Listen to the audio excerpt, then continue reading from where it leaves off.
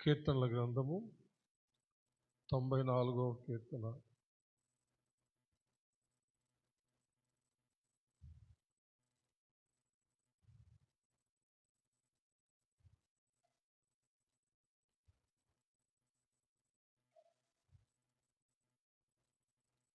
పదిహేనవ వచనాన్ని చదువుకుందాం. నీతిని స్థాపించుటకై న్యాయ తీర్పు జరుగును, యథార్థ హృదయులందరూ దానిని అనుసరించెదరు. దేవుడు తన పరిశుద్ధ వాక్యమును మన ఆత్మీయ మేళ నిమిత్తమై మన ఉనికిలో దీవించునుగాక. ఆమేన్. దయచేసి కూర్చోండి.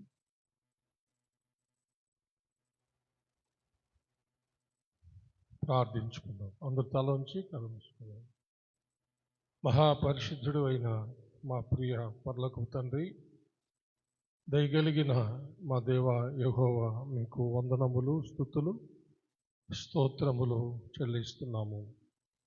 మీ దీన దాసుడునైన నన్ను మీ సిలువ చాటున మరుగు చేసుకొని నాతోనూ మా అందరితోనూ మాట్లాడమని క్రీస్తు పేర వేడుకొంచున్నాము తండ్రి.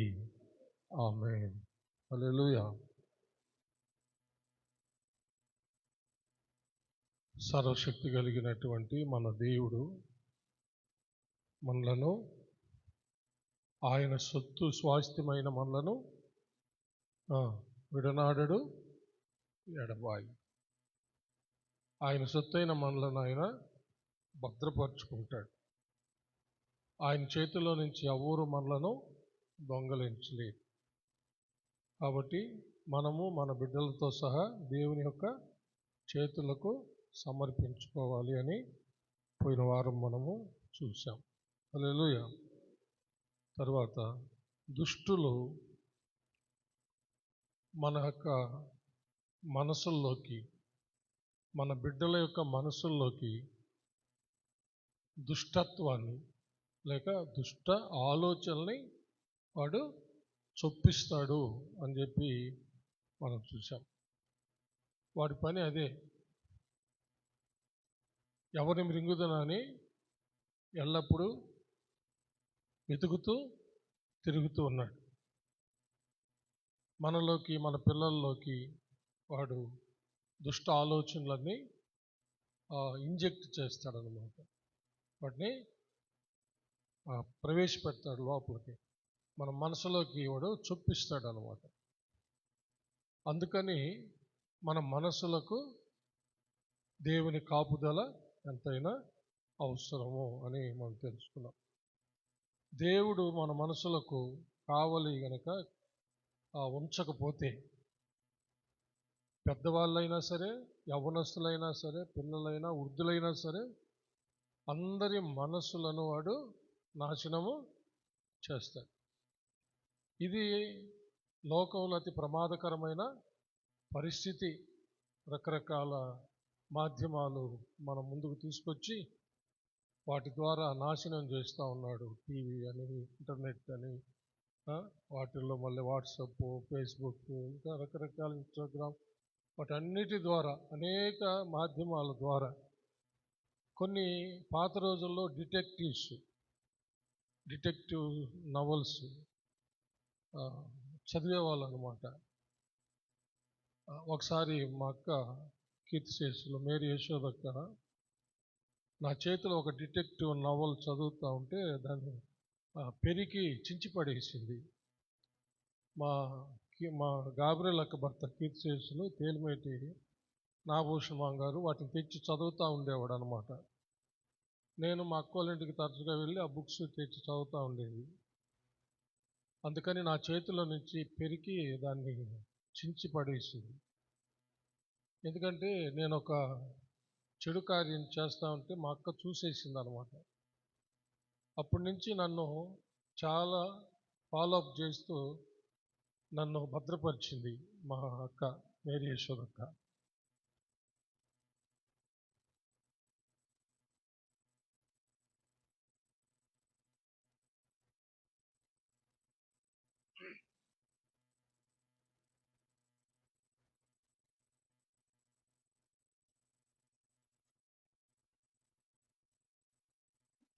మర్చిపోలేని అనుభవాలు మా కోసం, ముఖ్యంగా నా కోసం, నేను దేవుని భయభక్తుల్లో పెరగాలని నన్ను వెన్నంటి చూస్తూ నన్ను మరలా పాపాలు చేయకుండా నన్ను కాపాడడంలో చాలా జాగ్రత్త తీసుకుంది మా అక్క. సేవలోకి వచ్చిన తర్వాత కూడా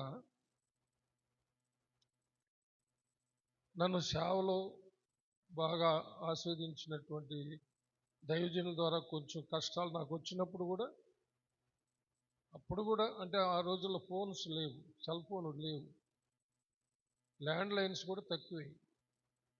నేను లెటర్ ద్వారా తెలియజేసేవాడిని అనమాట మా అక్కకి, ఇలా జరిగిందక్క అంటే దానికి లేఖనాల్లో నుంచి సరైనటువంటి జవాబు రాసేదనమాట. నేను ఆ లెటర్స్ అన్నీ ఎత్తిపెట్టుకున్నాను. నా మంచి డైరీ అంతా ఇల్లు ఖాళీ చేసేటప్పుడు దాన్ని ఎవరో మంటల్లో కాల్ చేశారు. కంప్లీట్గా నా డైరీ అంతా, కంప్లీట్ నా యొక్క బ్యాక్గ్రౌండ్స్, నా సర్టిఫికేట్స్, మా అక్కకు నాకు మేము రాసుకున్న లెటర్సు, శాండీ నాయన నేను రాసుకున్న లెటర్సు, ఫోటోగ్రఫీస్ అన్నీ ఎత్తిపెట్టినాను నేను. సరే, ఇంతకీ ఎందుకు చెప్పానంటే, మనల్ని ప్రేమించేవాళ్ళు మనం పాపాలు చేస్తూ నశించిపోవడం వాళ్ళు చూడలేదు. మా అక్క నన్ను ఎంతో ప్రేమించేది. అందుకని ఒకసారి నేను ఒక చెడు చేస్తున్న చూసేసింది. అక్కడి నుంచి నన్ను ఎంత ఫాలోఅప్ చేసిందో చెప్పలేను అనమాట. ఆ ఫాలోఅప్లోనే నేను ఆ డిటెక్టివ్ చదువుతూ ఉంటే కోపంగా పెరిగి చించిపడేసింది. మా భావన కూడా అడిగేసింది, నాభూషణం ఎందుకు ఇట్లాంటి పుస్తకాలు అంతా తెస్తావు అని. నిజంగా దేవుని యొక్క సన్నిధిలో పరిశుద్ధులు అందరూ ప్రార్థన చేస్తూ ఉన్న ఆ యొక్క పరిశుద్ధుల జాబితాలోకి పరలోకానికి వెళ్ళిపోయింది అక్క. మా అక్క దగ్గరే ఉండి మా అమ్మ కూడా బాగా ప్రార్థన చేసేది అనమాట. నిజంగా మన పితరులు మనల్ని ప్రేమించే వాళ్ళు, మన కోసం ప్రార్థన చేసేవాళ్ళు లేకపోవడం నిజంగా ఒక లోటే. నేను ఆ సాక్ష్యం చెప్పాలంటే చాలామంది ఉన్నారు నా వెనక, మన వెనక. మా పెదమ్మ, మా Sunday school teacher Kailasa Shanthamma గారు, ఇంకా మా ఫాదరు అనేక విషయాలు మాకు నేర్పించారు. ఇలాగ ఉన్నారన్నమాట. హల్లెలూయా. ఇంకా ఆత్మీయ తండ్రి రామారావు పాస్టర్ గారు, పాస్టమ్మ గారు, ఇంకా మన షెకినా ఫౌండర్ శాండీ నాయన పాస్టమ్మ గారు, వీళ్ళందరూ మన మనసుల్లోకి నీతిని స్థాపించడానికి ప్రయత్నించిన వాళ్ళు అన్నమాట. దానికి చెప్పాను ఇదంతా. ఏంటి చెప్పండి? మన మనసుల్లో దైవ నీతిని స్థాపించడానికి ప్రయాసపడినటువంటి వాళ్ళు అన్నమాట.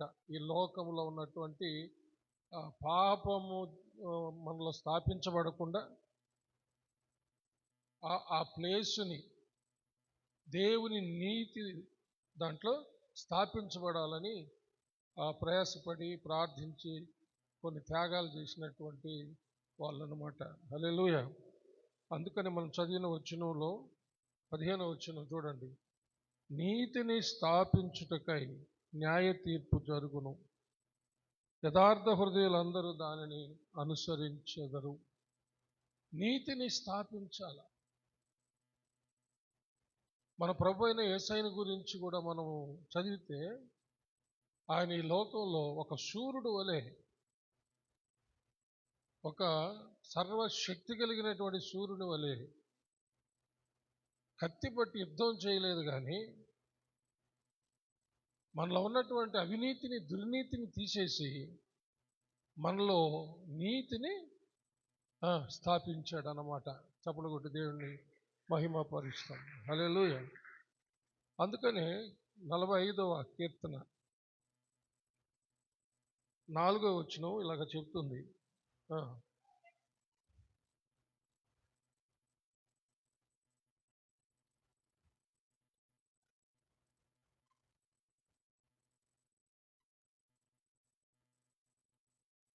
సత్యమును వినయముతో కూడిన నీతిని స్థాపించుటకై నీ ప్రభావమును ధరించుకొని వాహనమెక్కి బయలుదేరుము.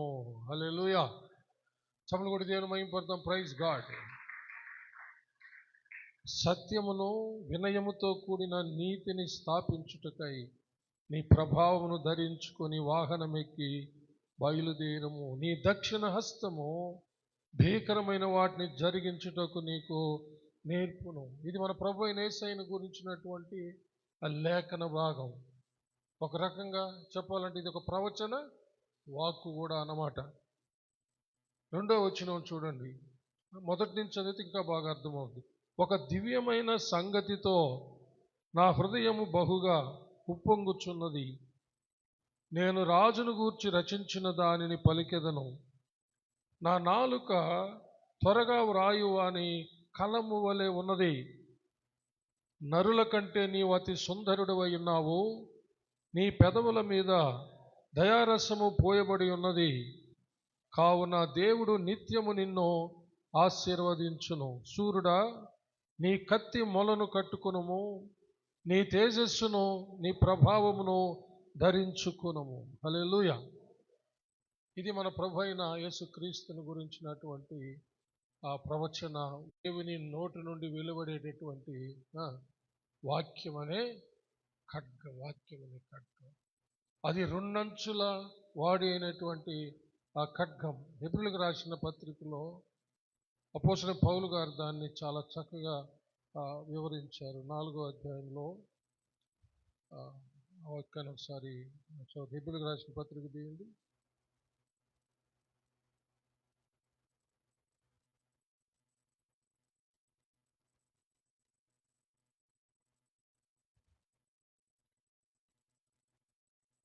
తీసిన వాళ్ళు చదవండి. ఎందుకనగా 12వ వచనం. ఎందుకనగా దేవుని వాక్యము సజీవమై బలము గలదై 2 అంచులు గల ఎటువంటి ఖడ్గము కంటెను వాడిగా ఉండి ప్రాణాత్మలను కీళ్లను మూలుగను విభజించినంత మట్టుకు దూరుచు హృదయం యొక్క తలంపులను ఆలోచనలను శోధించుచున్నది. చప్పలు కొట్టి దేవుని మహిమపడదాం. హల్లెలూయా. మన ప్రభు అయినటువంటి యేసయ్య నోట నుండి బయలుదేరుతున్న వాక్కు ఒక ఖడ్గం. ఆ ఖడ్గానికి 2 అంచులు ఉన్నాయి. హల్లెలూయా. దేవునికి మహిమ కలుగును గాక.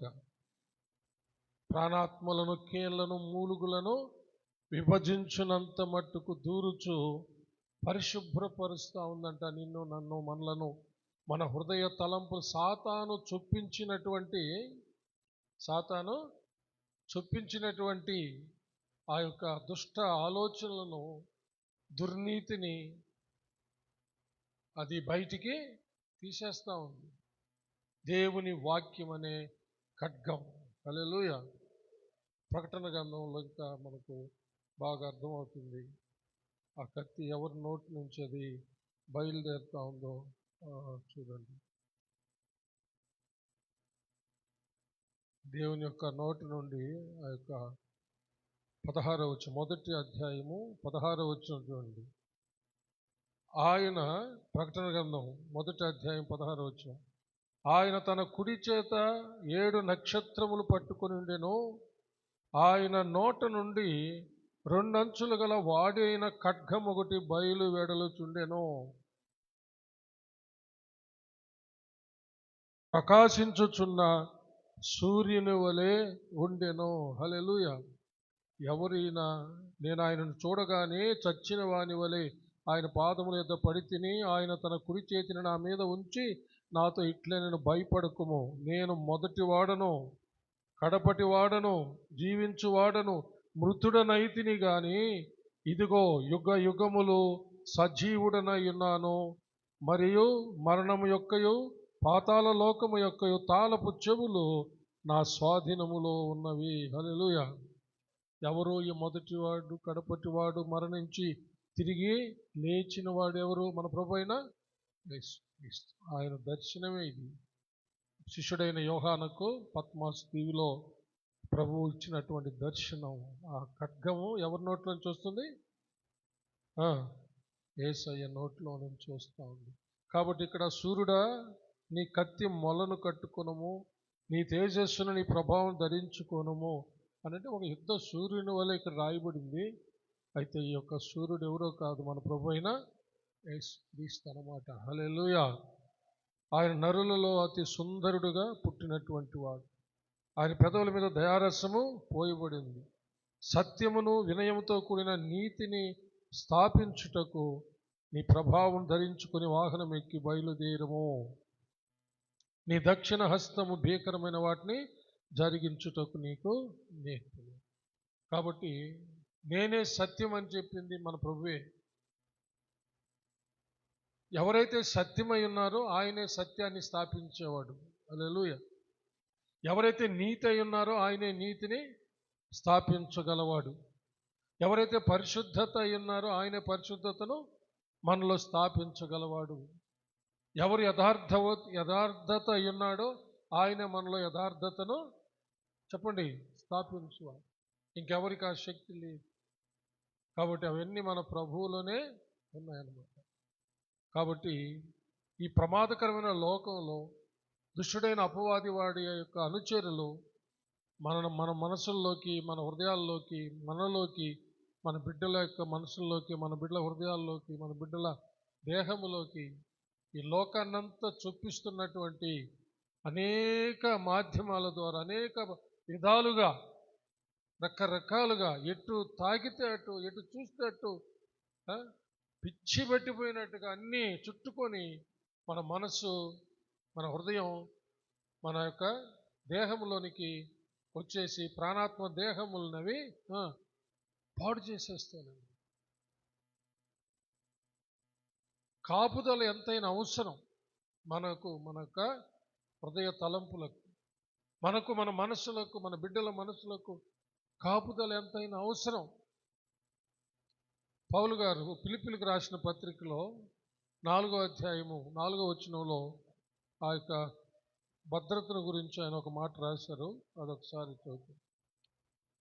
చదువుమా. ఎల్లప్పుడూ ప్రభువునందు ఆనందించుడి, మరలా చెప్పుదును ఆనందించుడి. మీ సహనమును సకల జనులకు తెలియబడనీయుడి. ప్రభువు సమీపంగా ఉన్నాడు. దేనిని గూర్చి చింతపడకుడి గాని ప్రతి విషయములోనూ ప్రార్థన విజ్ఞాపనముల చేత కృతజ్ఞతాపూర్వకంగా మీ విన్నపములు దేవునికి తెలియచేయుడి. అప్పుడు సమస్త జ్ఞానమునకు మించిన దేవుని సమాధానము యేసుక్రీస్తు వలన మీ హృదయములకును మీ తలంపులకును కావలియుండును. చప్పులు కొట్టి దేవుని మహిమపరచు. మనము ఇప్పుడు లోకంలో చూస్తున్న వాటన్నిటి విషయము చింతిస్తూ కూర్చుంటే పని జరగదు అని దీని అర్థం. హలో, చింతిస్తూ కూర్చుంటే అయ్యో ఇలాంటి పరిస్థితి లోకంలో ఉంది, యవనస్తుల్లో ఇలాంటి పరిస్థితి ఉంది, పెద్దల్లో ఇలాంటి పరిస్థితి ఉంది, ఎటు చూసినా ప్రమాదం పరిస్థితి ఉంది అంటూ కూర్చొని చింతిస్తూ ఉంటే ప్రయోజనము చెప్పండి లేదు. దేవుని సన్నిధిలో కూర్చొని కృతజ్ఞతాపూర్వకంగా అంటే దేవుణ్ణి స్తుతిస్తూ మన యొక్క చింత యావత్తు ఆయనకు తెలియచేయాలన్నమాట. చింత యావత్తు ఆయనకు తెలియచేయాలి. ఇంకా పేతురు గారు రాసినట్టు మన చింత యావత్తు ఆయన మీద వేసేయమని చెప్పాడనమాట. అప్పుడు సమస్త జ్ఞానమునకు మించిన దేవుని సమాధానము యేసుక్రీస్తు వలన మన హృదయములకు తలంపులకు కావలి ఉంటాడనమాట, ఉంటుందన్నమాట. హల్లెలూయా. అప్పుడు ఈ సైతాను చేతిలో మనము పడం, మన బిడ్డలు పడరు. వాడి వల్ల కాదు. దేవుని యొక్క గొప్ప సమాధానము మన ప్రభువైన యేసుక్రీస్తు వలన మన మనసులకు హృదయ తలంపులకు కావలున్నప్పుడు ఇంకా దుష్టుడు ఎన్ని చేసినా కూడా అవి రిటర్న్ వెళ్ళిపోతాయి వాడికే. దేవుని సమాధానం ఎవరి మనసులో హృదయతలంపులకు కావలుంటుందో వాళ్ళలోనికి వాడు చొప్పించడం సాధ్యము కాదు. అందుకని ఎల్లప్పుడూ కృతజ్ఞతాస్తుతులు చెల్లిస్తూ మన యొక్క చింత యావత్తు, మన ప్రార్థనలు, విజ్ఞాపనలు అన్నీ దేవునికి తెలియచేస్తూ మెలకువగలిగి ప్రార్థించాలన్నమాట. హల్లెలూయా. అప్పుడు వాడి వల్ల కాదు. అందుకని ఎల్లప్పుడూ మనము ప్రార్థన చేస్తూనే ఉండాలి. ఎల్లప్పుడూ మెలకువగలిగి ప్రార్థన చేస్తూనే ఉండాలి. పేతురు గారు దీన్ని ఇంకా కొన్ని చక్కని వివరణలు ఇచ్చారు. అవి ఒకసారి మీ దృష్టికి తీసుకొస్తాను. పేతురు రాసిన మొదటి పత్రిక 1వ అధ్యాయము 13వ వచనం అవుతుంది. కాబట్టి మీ మనస్సు అను నడుము కట్టుకొని నిబ్బరమైన బుద్ధి గలవారై యేసుక్రీస్తు ప్రత్యక్షమైనప్పుడు మీకు తేబడు కృప విషయమై సంపూర్ణ నిరీక్షణ కలిగి ఉండుడి. హల్లెలూయా. మీ మనస్సు అను నడుము కట్టుకోవాలంట. హల్లెలూయా. ఇక్కడ పేతురు గారు దీన్ని మరొక కోణంలో మాట్లాడుతూ ఉన్నాడు అనమాట. మనస్సు నడుము లాంటిది అంటున్నాడు. నడుము అంటే నడుము బాగుంటేనే చక్కగా నిలబడగలుగుతాం. మనస్సు బాగుంటేనే చక్కగా దేవునిలో నిలబడగలుగుతామని దీని అర్థం. చప్పలు కొట్టి దేవుని మహింపడతాం. కాబట్టి మనస్సు అనే నడుమును కట్టుకొని నిబ్బరమైన బుద్ధి గలవారై మనము మెలకువగలిగి ప్రార్థిస్తూ యేసుక్రీస్తు యొక్క ప్రత్యక్షత కోసం మనము ఎదురు చూస్తూ ఉండాలన్నమాట. హల్లెలూయా. దేవునికి మహిమ కలుగును గాక. అందుకని 4వ అధ్యాయం 7వ వచనం. అయితే 4వ అధ్యాయము 7వ వచనం. అయితే అన్నిటి అంతము సమీపమై ఉన్నది కాగా స్వస్థ బుద్ధి గలవారై ప్రార్థనలు చేయుటకు మెలకువగా ఉండుడి. హల్లెలూయా. మనస్సు అనే నడుము కట్టుకొని మెలకువగలిగి, అంటే వీటి రెండింటిని నేను కలిపి మాట్లాడుతున్నా, క్లబ్ చేసి. మనసు అనే నడుము కట్టుకొని మెలకువగలిగి ప్రార్థిస్తూ మన ప్రభు అయిన క్రీస్తు యేసు యొక్క ప్రత్యక్షత కొరకు నిరీక్షిస్తూ ఉండాలి అంటున్నాడు. హల్లెలూయా. మనం అదే కదా, మన ప్రభు అయిన యేసయ్య కొరకే కదా మన నిరీక్షణ అంతా, ఆయన ప్రత్యక్షత. ఆయన ఒక రోజున హఠాత్తుగా మధ్య ఆకాశానికి వస్తాడు, ఆకాశ మండలానికి దిగి వస్తాడు పరలోకం నుంచి. మనకు పిలుపు వస్తుంది, సంఘాన్ని రమ్మని పిలుపు వస్తుంది. సంఘాన్ని సిద్ధపరిచిన పరిశుద్ధాత్మ దేవుడు సంఘాన్ని తీసుకొని మన ప్రభు దగ్గరికి, మన ప్రియుని దగ్గరికి తీసుకెళ్ళిపోతాడు. మధ్యాకాశంలో ప్రభు యొక్క కుడిపార్శ్వమునకు వెళ్ళి మనం నిలబడతాం. పెళ్లి కుమారుని యొక్క కుడిపార్శ్వమునకు పెళ్లి కుమార్తెను ఎలాగైతే తీసుకొని పోయి మనం నిలబెట్టి వివాహం చేస్తామో అలాంటి ఒక సన్నివేశం అది. చప్పలు కొట్టి దేవుని మహింపడతాం.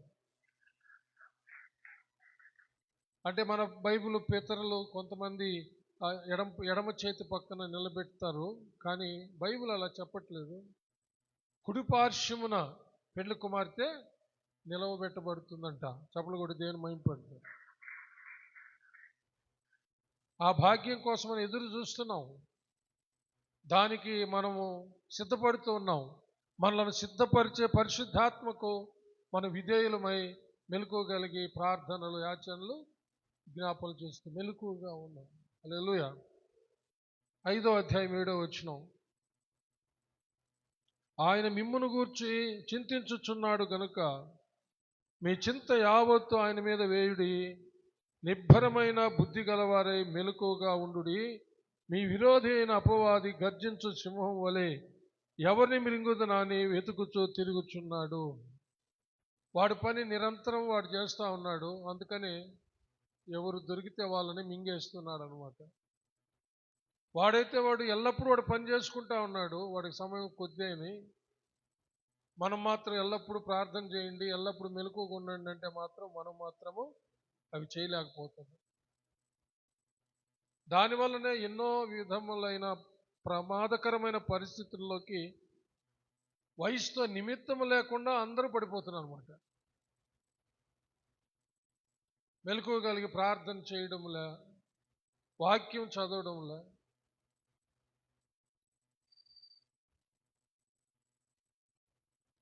నిన్న రాత్రి కూడా మన సంఘస్థుడు, మన కొత్తమిట్టపాలెం సంఘస్థుడు ఒక అబ్బాయిని తీసుకొచ్చారు ప్రార్థన చేసుకొని పోవడానికి. అదే ప్రాబ్లం ఉన్నట్టుండి దడ వచ్చేసిందంట. చిన్న జాబ్ చేస్తాడు నారాయణ హాస్పిటల్లో. క్రమంగా గుడికి వస్తూ ఉంటాడు. మంచి ఎలక్ట్రీషియన్, చెప్పిన పనుల్లో చేస్తాడు. నాకు ముందు మధ్యాహ్నం వేళ ఫోన్ చేసి, సార్ నా పరిస్థితి ఏం బాగలేదు, ఉన్నట్టుండి దడ వచ్చేస్తుంది, ఏమన్నా అయిపోతానని భయం వేస్తుంది, ప్రార్థన చేయండి అన్నాడు. ఫోన్ చేశాడు, ప్రార్థన చేశాను ఆన్ ది స్పాట్. తర్వాత ఈవినింగ్ నేను ప్రార్థన చేస్తాం అనుకునే సమయానికి వాళ్ళే ఇంటికి వచ్చారనమాట. ఆ పిల్లోడిని తీసుకొని, మనకు కొంతమంది సంఘస్థులను తీసుకొని వచ్చారు.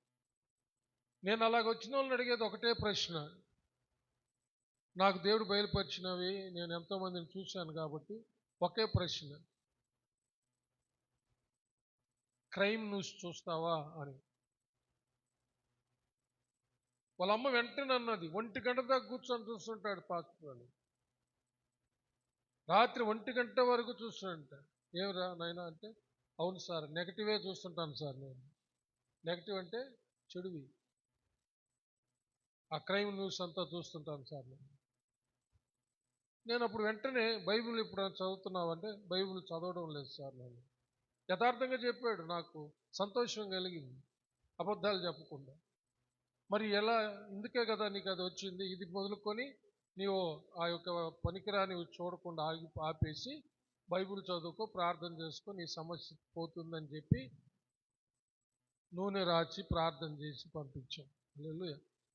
ఎంతమంది ఎంత చెప్తున్న వాక్యం చదవటం లేదండి అసలు.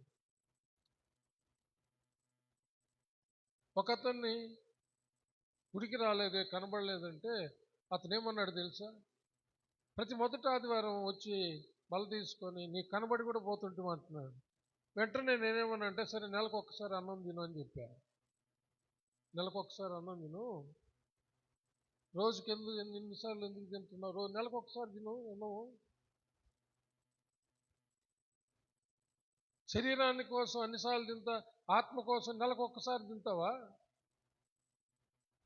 బలరాజు వచ్చేసి బల్ల తీసుకొని వెళ్ళిపోయేది అంతేనా అని హెచ్చరించి రమ్మని చెప్పి వచ్చాను. రేపు చూడాలా వస్తాడో లేకపోతే అడిగిన దానికి కోపగించుకొని ఆగిపోతాడు. చాలా ప్రమాదకరమైన పరిస్థితులు. మన మనస్సులో కుదుతలుపులకు కావాలి, భద్రత కావాలా. హల్లెలూయా. శరీర సంబంధమైనటువంటి భద్రతను గురించి మనము ఏర్పాట్లు చేసుకుంటా ఉన్నాం. మంచి మంచి బిల్డింగ్స్ కట్టుకుంటున్నాం, మంచి వస్త్రాలు తీసుకుంటున్నాం, మంచి వాహనాలు తీసుకుంటున్నాం.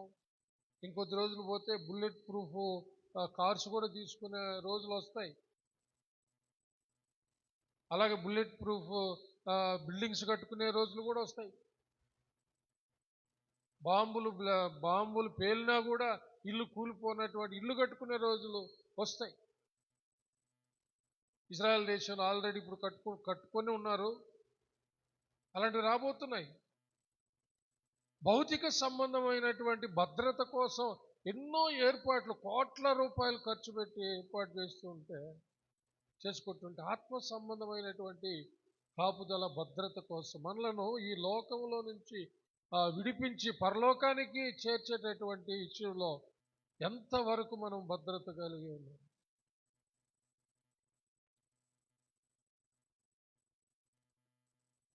నిన్న మన సంఘస్థులు ఒక ఇంటికి విజిటింగ్కి వెళ్ళాము, నేను పాస్టర్ని. ₹1,00,00,000 ఖర్చు పెట్టి నాకు ఏ డిసీజో చెప్పలేదు పాస్టర్ గారు. మెడ్రాస్ అపోలో హాస్పిటల్కి ఎంతో ఆశపడి వెళ్ళాను, చాలా మైనర్ ప్రాబ్లంతో వెళ్ళాను. ₹1,00,00,000 నా దగ్గర ఖర్చు చేయించి అసలు నాలో ఏం జబ్బు ఉందో తేల్చకుండా నా శరీరాన్ని నాశనం చేసేసారు పాస్టర్ అని చెప్పాడు. ₹1,00,00,000 ఖర్చు పెట్టించాయంట, కానీ డిసీజ్ ఏందో చెప్పలేదంట. అక్కడి నుంచి చచ్చిపోతాడని ఇంకా హైదరాబాద్కి డిశ్చార్జ్ చేయించుకొని వస్తే దేవుడి కనికరం వల్ల అక్కడ కూడా కొంత ఖర్చు అయ్యి దేవుని కుప్పలు చనిపోయి బ్రతికి మన మధ్యలో వాక్యం ఆరాధన మెసేజ్ చెప్తా ఉన్నాడు సహోదరుడు మోహన్ అని చెప్తున్నాడు. తన బాధ అంతా ₹1,00,00,000 ఖర్చు పెట్టి ఇచ్చారు పాస్టర్ నా దగ్గర, ఆ టెస్ట్ ఈ టెస్ట్ అది ఇది అని మొత్తం ఊడ్చేశారు. నా బాడీని నాశనం చేశారు తప్ప నాలో ఏం జబ్బుందో చెప్పలేదు. భయపడి వేరే దగ్గరికి వచ్చేసాను అని భయంకరంగా హాస్పిటల్లో అడ్మిట్ అవ్వాలంటేనే భయపడిపోతున్నారు అనమాట. ఆ టెస్ట్ ఈ టెస్ట్ అంతా కష్టపడి సంపాదించుకున్నదంతా ఆ టెస్ట్లో ఈ టెస్ట్లో ఉన్న జబ్బు ఒకటైతే రకరకాలుగా ఖర్చు పెట్టి పైసా ఖర్చు కాకుండా దేవుని వాక్యాన్ని చదివితే దేవుని వాక్యము సర్వ రోగముల నుండి విడుదల చేస్తుందంట. సామెతల గ్రంథం 4వ అధ్యాయంలో ఎన్నోసార్లు చదివి ఉంటాం మనం. ఒకసారి అక్కడికి రండి. సామెతల గ్రంథం 4వ అధ్యాయం.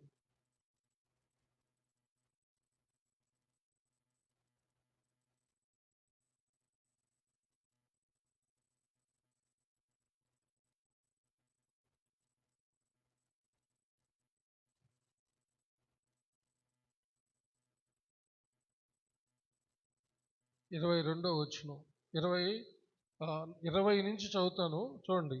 నా కుమారుడా, నా మాటలను ఆలకింపుము, నా వాక్యములకు నీ చెవియొగ్గుము. నీ కన్నుల ఎదుట నుండి వాటిని తొలగిపోనీయకము. నీ హృదయమందు వాటిని భద్రము చేసుకొనుము. దొరికిన వారికి అవి జీవమును, వారి సర్వ శరీరమునకు ఆరోగ్యమును ఇచ్చును. హల్లెలూయా. వాక్యం అబద్ధం కాదు కదా. సర్వ శరీరమునకు ఆరోగ్యం ఇచ్చే వాక్యం.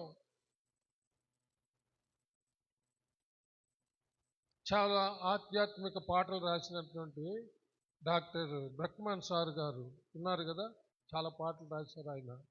రోమన్ కేథలిక్ సంస్థల నుంచి బయటకు వచ్చేసి పరిశుద్ధాత్మ అభిషేకం పొంది చాలా పాటలు పాడాడు కదా, రాశాడు, పాడాడు, చక్కగా నాట్యం ఆడేవాడు. ఆయనకు శరీర సంబంధమైన అనారోగ్యం తీవ్రమైపోయిందంట.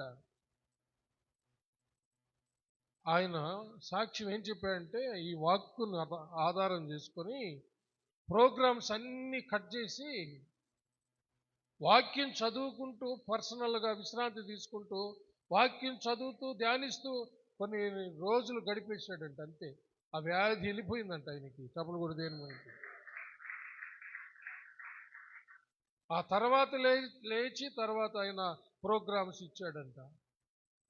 ఈ వాక్కును స్వతంత్రించుకొని ఆయన బిజీ షెడ్యూల్ అంతా కంట్రోల్ చేసేసుకొని కొన్ని ప్రోగ్రామ్స్ కట్ చేసుకొని ఆయన విశ్రాంతి తీసుకుంటూ వాక్యం చదువుతూ ధ్యానిస్తూ గడిపాడంట. అంతే, ఆయనకు వచ్చిన భయంకరమైన తీవ్రమైన ఆ వ్యాధి ఎట్టుపోయిందో పోయిందంట. ఇది నిజం.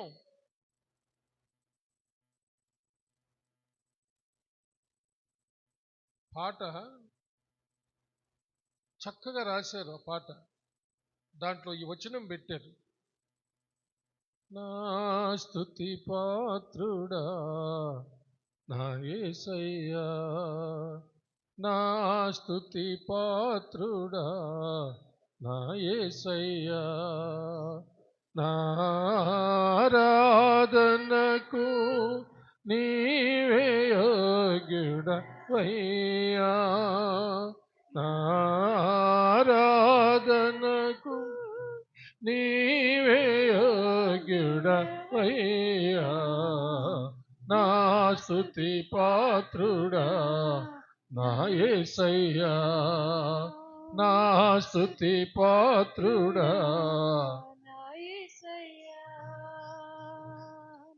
నీ సన్నిధి నా ఆనందము, నీ సన్నిధి నా ఆత్మకు ఆరోగ్యము, నీ సన్నిధి నా ఆనందము, నీ సన్నిధి నా ఆత్మకు ఆరోగ్యము, నీ సన్నిధి నా అతిశయ కిరీటము నీ సన్నిధిన అతిశయ కిరీటము నా స్తుతి పాత్రుడా నా యేసయ్యా నా స్తుతి పాత్రుడా నా యేసయ్యా. దేవుని సన్నిధి, ఆయన సన్నిధిలో కూర్చొని వాక్యం చదువుతూ దివారాత్రులు ధ్యానించిన వాడు ధన్యుడు. ఆ దైవజనుడికి సంపూర్ణ స్వస్థత వచ్చేసిందంట. ఆయన విశ్రాంతి తీసుకుంటూ వాక్యం చదువుతూ ధ్యానిస్తూ ఉండిపోయినాడంట. ఈ వాక్యాన్ని స్వతంత్రించుకొని ఆయనకు స్వస్థత దేవుడు ఇచ్చేసాడు. దేవుని సన్నిధే మనకు స్వస్థత. ఆయన సన్నిధిలో ఆయన స్తుతించేటప్పుడు, ఆయన కీర్తించి ఆరాధించేటప్పుడు మన స్తుతుల సింహాసనం మీద ఆసీనులయ్యేటటువంటి ప్రభు యొక్క ప్రభావము, ఆయన తేజస్సు మన మీద ప్రకాశిస్తుంది. అప్పుడు ఆయన దక్షిణ హస్తము భీకరమైన కార్యములు చేస్తుందంట. అదే మనం చదివింది ఇందాక 45వ కీర్తనలో. ఒకసారి మళ్ళా చదువుతాం. మన ప్రభువుని గురించినటువంటి లేఖనం అది. హల్లెలూయా. మనం చదివిన వాక్యాన్ని బట్టి కూడా అది దాని సత్యమును వినయముతో కూడిన నీతిని స్థాపించుటకై నీ ప్రభావమును ధరించుకొని వాహనమెక్కి బయలుదేరము. నీ దక్షిణ హస్తము భీకరమైన వాటిని జరిగించుటకు నీకు నేర్పును. హల్లెలూయా. ఆయన ప్రభావం, మన స్తుతుల సింహాసనం మీద ఆయన ఆసీనుడైనప్పుడు ఆయన ప్రభావం మన మీదకు వస్తుంది. హల్లెలూయా. ఏం జరుగుతుంది? ఆయన ప్రభావం 12 ఏళ్ళు రక్తస్రావపు రోగముతో బాధపడుతున్న స్త్రీని స్వస్థపరిచినప్పుడు ప్రభు అన్న మాట ఏమిటి? నన్నెవరో ముట్టారు. అందరూ అంటున్నారు, ఇంతమంది కిక్కిరిసి ఇంత గొప్ప జనసమూహము నీ మీద పడుతూ ఉంటే ఎవరో ముట్టారంటావేంటి ప్రభువా అని వాళ్లకు అది ఎగతాళిగా ఉంది. కానీ ప్రభు ఏమన్నాడు? నాలో నుండి ప్రభావము బయలు వెడిలింది. హల్లెలూయా. నువ్వు నమ్మితే యేసయ్య ఇక్కడ ఉన్నాడని, మన మధ్య సంచరిస్తున్నాడని మనం స్తుతించి ఆరాధించేటప్పుడు, మన చేతులు పైకెత్తి దేవుని స్తుతించేటప్పుడు, మన స్తుతుల సింహాసనం మీద ఆయన ఆసీనులైనప్పుడు ఆయన చొక్కా అంచులు మన మీదకి దిగుతున్నాయి. హల్లెలూయా. ఆ చొక్కా అంచునే కదా ఆమె ముట్టిందే. ఎవరు? ఆ 12 ఏళ్ల రక్తస్రావంతో బాధపడుతున్న స్త్రీ యేసుప్రభు వస్త్రపు చెంగును ముట్టింది. అంతే, వెంటనే రక్తధార నిలిచిపోయింది. మనం దేవుని స్తుతిస్తూ ఉన్నప్పుడు, మన స్తుతుల సింహాసనం మీద ప్రభు ఆసీనుడైనప్పుడు ఆయన ప్రభావం అంతా మనల్ని ఆవరిస్తూ ఉంది. ఆయన అంగీ చొక్కా అంచులు మన చుట్టూ దిగిపోతున్నాయి, మన మీద పడుతున్నాయి, అవి మనల్ని తాకుతున్నాయి, మనం వాటిని తాకుతున్నాం. ఆ అంగీలలో మనం ఉన్నాం. హల్లెలూయా. ఇంకా స్వస్థత రాకుండా ఎట్లుంటుంది? అది ప్రభావంతో కూడినటువంటి సన్నిధి అది. హల్లెలూయా. దేవుని ప్రభావముతో, దేవుని తేజస్సుతో, ఆయన మహిమతో కూడినటువంటి సన్నిధి అది. హల్లెలూయా. నిజంగా దానిని విశ్వసిస్తే స్వస్థత రాకుండా ఎట్లుంటుంది? తప్పనిసరిగా స్వస్థ వస్తుంది. మార్తాతో అన్నింది అందుకని. అన్నీ విన్నది, వాళ్ళతో కలిసి యేసుప్రభు ఏడ్చాడు కూడా. అందరూ అన్నారు ఎంత ప్రేమించాడో కదా వాళ్ళని, అందుకని ఆయన కూడా ఏడ్చాడు అని. నువ్వు ఏడుంటే నా సహోదరుడు చనిపోయి ఉండేవాడు కాదని నమ్మింది. మార్తా ఇప్పుడు నువ్వు నమ్మితే నీ సహోదరుని మరలా నువ్వు చూస్తావు అన్నాడు. నేనే పునరుద్ధానము, నేనే జీవం అన్నాడు. నా యందు విశ్వాసం ఉంచిన వాడు చనిపోయినను మరలా బ్రతుకుతాడు. బ్రతికి నా యందు విశ్వాసం ఉంచువాడు ఎన్నటికీ చనిపోడు. ఇది నమ్ముచున్నావంటే పునరుద్ధానంలో జరుగుతుంది రేపు అన్నది. సరే, సమాధి కాడికి వచ్చారు. హల్లెలూయా. రాయి దొర్లించమన్నాడు. మార్త అంటుంది, 4 రోజులు అయింది ప్రభువా, వాసన వచ్చేస్తుందని. వెంటనే ప్రభు అన్నాడు, మార్త, నువ్వు నమ్మినేడలా దేవుని మహిమను చూస్తావు. హల్లెలూయా. ఎక్కడుంది అక్కడ దేవుని మహిమ? దేవుని మహిమ శరీరాన్ని ధరించుకొని వచ్చింది అక్కడ. చప్పలు కొట్టి దేవుని మహిమ పడదాం. దేవుని ప్రభావము, దేవుని శక్తి, దేవుని అభిషేకము, దేవుని మహిమ శరీరధారిగా వచ్చింది అక్కడ. ఆయనే మన ప్రభు అయిన ఆయన మాటలో ప్రభావం, ఆయన తాకితే ప్రభావం, ఆయన్ని తాకితే ప్రభావం. లాజరు బయటికి రమ్మన్నాడు అంతే. ఆయన వాక్కులో ఉన్న ప్రభావం, ఆ శక్తి మృతుల్లో నుంచి లాజర్ని బయటికి తీసుకొచ్చింది. హల్లెలూయా. దేవునికి స్తోత్రం కలుగును గాక. అంత ప్రభావం కలిగినట్టు ప్రభువు మనతో ఉన్నాడు ప్రియులారా. హల్లెలూయా. ఆయన మహిమ ప్రభావం ఎల్లప్పుడూ మనలను కావలి కాస్తుంది, మనలను కావలి కాస్తుంది. అయితే ఎల్లప్పుడూ మనము ఆయన్ను స్తుతిస్తూ ఉండాలి, ప్రార్థన జ్ఞాపనలు చేస్తూ ఉండాలి. హల్లెలూయా. ఈ లోకంలో ఇంకెవ్వరి ద్వారా కుదరదు. ఈ ప్రమాదకరమైనటువంటి లోకంలో మన మనసుల్లోకి, మన హృదయాల్లోకి, మనలోకి సాతానుడు అనేక విధాలుగా, అనేక మాధ్యమాల ద్వారా వాడు చూపించేటటువంటి దుర్నీతి అంతా, చెడు అంతా మనలోకి రాకుండా, మనకు అది హాని చేయకుండా, మన బిడ్డలకు హాని చేయకుండా మనలో దేవుని యొక్క నీతి స్థాపించబడాలంటే అది మన ప్రభు అయిన యేసయ్య ద్వారానే సాధ్యం. హల్లెలూయా. అందుకని ఆయన్ని మనము అడగాలి.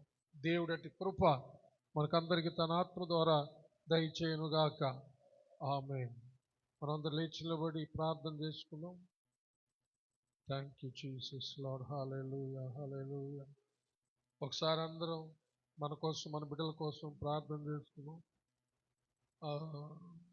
ప్రమాదకరమైన పరిస్థితులను చూసి ఆందోళన చెందుతున్నాము. ఆందోళన చెందొద్దు అని నేను చెప్పట్లేదు. చింతిస్తున్నాము, చింత కలగదు అని నేను చెప్పట్లేదు. అందరికీ చింత కలుగుతుంది. ఎంత గొప్ప దైవజనుడికైనా చింత కలుగుతుంది, ఎవరికైనా చింత కలుగుతుంది. ప్రతి తండ్రి అనే మనస్సు ఉన్నటువంటి ఆ తండ్రికి, తల్లి అనేటటువంటి ఆలోచన కలిగిన ఆ తల్లికి, కన్న తండ్రి అనే ఆలోచనలు ఉన్నటువంటి వాళ్ళకు తమ బిడ్డల యొక్క క్షేమం గురించి ఆలోచించినప్పుడు ఈ ప్రమాదకరమైన లోకములో ఎంతో వేదన, ఆవేదన, చింత కలగకుండా ఉండదు పిల్లరా. అయితే అలా చింతిస్తూ కూర్చుంటే సరిపోదు, దానివల్ల ప్రయోజనం లేదు. మన కోసం చింతించే దేవుని మీద వేసి మెలకువగలిగి నిరంతరము ప్రార్థన చేయించి ఉండాలి. మెలకువగలిగి ఉండాలి. వాడి చేతిలో పడకూడదు, మనం పడకూడదు, మన బిడ్డలు పడకూడదు, మన బిడ్డలు పడకూడదు. వాడైతే క్షణము తీరిక లేకుండా ఎవరిని మింగుదునా అని గర్జించు సింహములు వెతుకుతూ తిరుగుతున్నాడు. మన జీవితాల్లో మనం జాగ్రత్త పడదాం. హల్లెలూయా. మనం కాపాడుకోలేం ప్రియులరా. యెహోవా ఇల్లు కట్టించని ఎడల దాని కట్టు వారి ప్రయాసం వ్యర్థం. యెహోవా పట్టణాన్ని కాపాడని ఎడల దాని కావలి కాయువారు మేలుకొని ఉండుట వ్యర్థం. అంటే ప్రభువే కట్టాలి, ప్రభువే కట్టించాలి, ప్రభువే కాపాడాలి. వాగ్దానం చేశాడు దేవుడు. తన యందు భయభక్తులు కలిగిన వారి చుట్టూ ఆయన దూతలను కావలుంచి రక్షిస్తాడంట. యాకోబు, నేను మర్చిపోయానని చింతపడతావేంటి, వేదన పడతావేంటి? చూడు, నా అరచేతుల్లోనే నేను చెక్కుకొని ఉన్నా, నిన్ను నేను మర్చిపోజాలను యాకోబు. ఎంత దేవుడు మాట్లాడతాడో తెలుసా? ఒక సాధారణమైనటువంటి తండ్రి కొడుకులు మాట్లాడుకున్నట్టుగా మాట్లాడతాడు. యాకోబు, నేను మర్చిపోజాలను, ఎందుకు నేను మర్చిపోయినాను అంటున్నావు? చూడు, నా అరచేతుల్లోనే నిన్ను చెక్కుకొని ఉన్నాను నేను.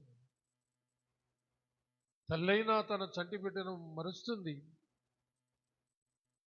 వాక్యం చెబుతుంది, తల్లి తన చంటి బిడ్డను మర్చునా వారైనా మర్చుదురు గాని నేను నిన్ను మరువను, చూడుము నా అరచేతుల్లో నిన్ను చెక్కుకొని ఉన్నాను. ఆయన చేతుల్లో చెక్కుకున్నప్పుడు ఆయన చేతుల్లో నుంచి ఎవరు అపహరించగలరు? ఇంపాసిబుల్.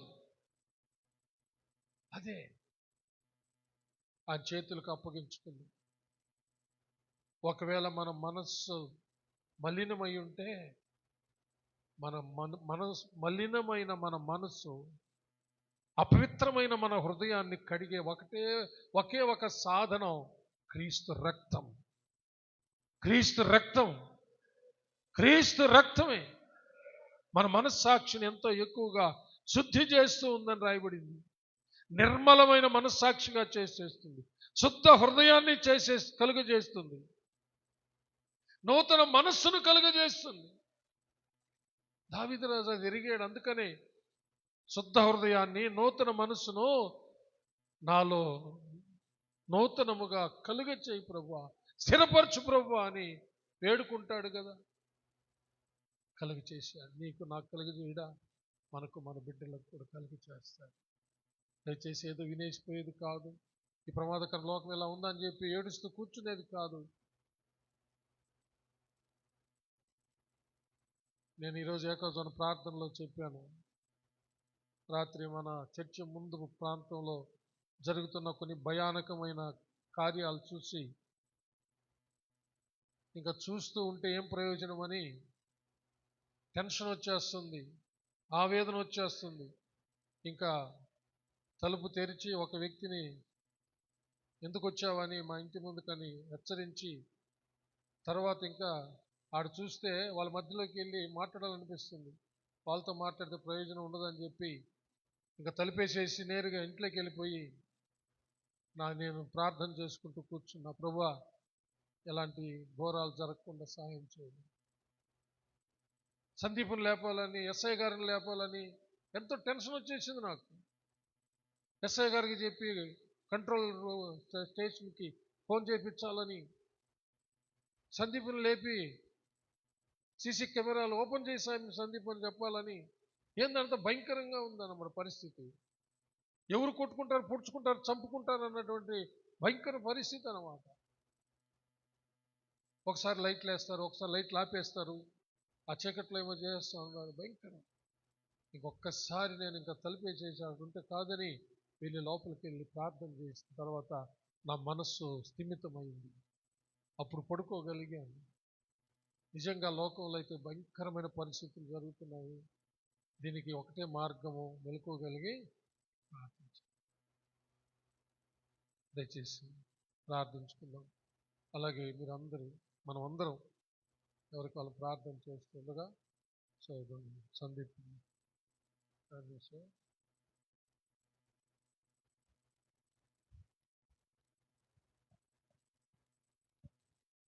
ప్రార్థన చేసుకుందాం. దేవా, స్తోత్రం స్తోత్రం స్తోత్రం. మహాపరిశుద్ధుడైన మా పరలోకపు తండ్రి, ఈ రాత్రికాల సమయంలో ప్రభా, మీ వాక్యం ద్వారా మమ్మల్ని ధైర్యపరిచినందుకు వందనాలు చెల్లించుకుంటూ ఉన్నాం ప్రభా. నాయన ప్రభా, మీ వాక్యం ద్వారా నాయన మాతో మాట్లాడిన రీతిని బట్టి వందనాలు చెల్లించుకుంటూ ఉన్నాం. మా జీవితాల్లో ప్రభా నీతిని స్థిరపరిచిన దేవా, స్తోత్రాలు చెల్లించుకుంటూ ఉన్నాను నాయన. మమ్మల్ని కాపాడుతున్న దేవా, స్తోత్రం నాయన. ఈ వాక్యము ద్వారా నాయన మాకు సంపూర్ణమైనటువంటి స్వస్థత కలుగజేస్తున్న దేవా, ఆరోగ్యం కలుగజేస్తున్న దేవా, స్తోత్రం నాయన. ఈ వాక్యం ద్వారా నాయన మాతో మాట్లాడిన దేవా, స్తోత్రం నాయన. విన్న వాక్యాన్ని బట్టి ప్రభా, ఈ రాత్రికాల సమయం మందు మేము మీతో నాయన ఎల్లప్పుడూ కూడా నాయన ఈ వాక్యాన్ని ధ్యానిస్తూ ప్రభా ధన్యులుగా ఉండడానికి మా కృప దయచేయమని అడుగుతున్నాం. మమ్మల్ని జ్ఞాపకం చేసుకోండి ప్రభా. ఈ బలహీనమైనటువంటి శరీరాలు కలిగినటువంటి బొమ్మలను మీ కృప ద్వారా కనికరించిన ఆయన బలపరచమని అడుగుతూ ఉన్నాం నాయన. మమ్మల్ని జ్ఞాపకం చేసుకోండి. మేమైనా మీరు స్థిరపరిచినటువంటి నీతిలోనైనా ఎదగడానికి కృప దయచేయమని అడుగుతూ మమ్మల్ని అందరినీ మరొకసారి మీ చేతులకు అప్పచెప్పుకుంటున్నాయన ప్రభు అయిన యేసుక్రీస్తు నామములో అడిగి వేడుకుంటున్నాం తండ్రి. నా ప్రాణమా యెహోవాను సన్నుతించుము, నా అంతరంగముననున్న సమస్తమా ఆయన నామమును స్తుతించుము. నా ప్రాణమా యెహోవాను సన్నుతించుము, నా అంతరంగముననున్న సమస్తమా ఆయన నామమును స్తుతించుము. నా ప్రాణమా యెహోవాను సన్నుతించుము, నా అంతరంగముననున్న సమస్తమా ఆయన నామమును స్తుతించుము. నా ప్రాణమా యెహోవాను సన్నుతించుము, నా అంతరంగముననున్న ఆయన పరిశుద్ధ నామమును సనుతించుము. నా ప్రాణమా యెహోవాను సనుతించుము. ఆయన చేసిన ఉపకారములలో దేనిని మరువకుము. ఆమేన్. మన పరమ తండ్రి అయిన దేవుని ప్రేమ, కుమారుడైన యేసుక్రీస్తు ప్రభుల వారి యొక్క కృప, పరిశుద్ధాత్మ దేవుని అనోన్య సహవాసము, సన్నిధి, కాపుదల, భద్రత, నడిపింపు ఇప్పుడు ఎల్లప్పుడూ సదాకాలము మీకు అందరికను, మీ బిడ్డల బిడ్డలకు మీరు కలిగి ఉన్న సమస్తానికి తోడై దీవించి ఆశీర్వదించి కాచి కాపాడునుగాక. Amen, amen, amen. May God bless you all. యేసయ్య నామములో అందరికీ వందనాలు.